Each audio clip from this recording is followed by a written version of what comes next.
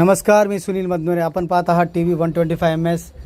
तर आपण या ठिकाणी पाहू शकता, देगलूर शहरामध्ये दरवर्षीप्रमाणे बालाजीच्या झेंड्याचे दर्शन या ठिकाणी हजारो नागरिकांनी घेतले आणि दर्शन घेण्यासाठी अक्षरशः नागरिकांची झुंबड या ठिकाणी उडालेली होती.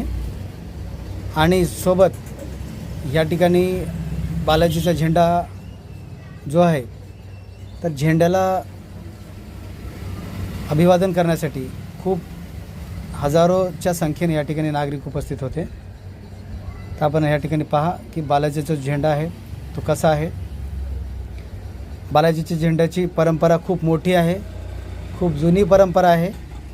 दरवर्षी देगलूरच्या बालाजीचा झेंडा हा देगलूरून निघतो.